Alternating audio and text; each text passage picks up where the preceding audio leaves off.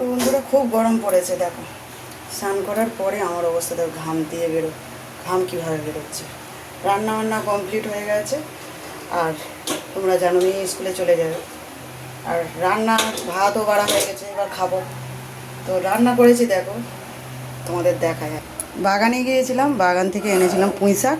তো সেই পুঁই শাক দিয়ে মাছের মাথা কুমড়ো দিয়ে একটা তরকারি করেছি। আর এদিকে দেখো তোমাদের দাদাভাই খেতে চেয়েছে আজকে পেঁপে আলু মাছের ঝোল করেছি। খেতে চেয়েছে পেঁপের তরকারি, ঝাল ছাড়া কাঁচা লঙ্কা দিয়ে করলাম। ভাত বেড়ে নিয়েছি বন্ধুরা, আমার ভাত বাড়া হয়ে গেছে। তো এবার খেতে বসবো, এগুলো চাপা দিই। খুব গরম পড়েছে, অবস্থা দেখো। আর বাইরে দেখো এই কাগজটা দেওয়া হয়েছে, কারণ যে রোদ, খুব রোদটা তাপে এত দাবায় অর্ধেক চলে আসে, সেই জন্য কাগজটা ফেলা হয়েছে। খেতে বসছি বন্ধুরা, শুভ দুপুর, অনেক অনেক ভালোবাসা রইল। আর আমাদের এদিকে খুব গরমও পড়েছে আজ 3 দিন ধরে। তোমাদের ওদিকে কেমন গরম অবশ্যই জানিও। আমার তো কী রান্না হয়েছে তোমাদেরকে দেখালাম।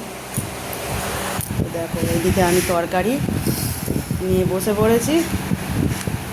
এই পুঁই শাক আর এই কুমড়োর তরকারি মাছের মাথা দিয়ে দারুণ খেতে লাগে।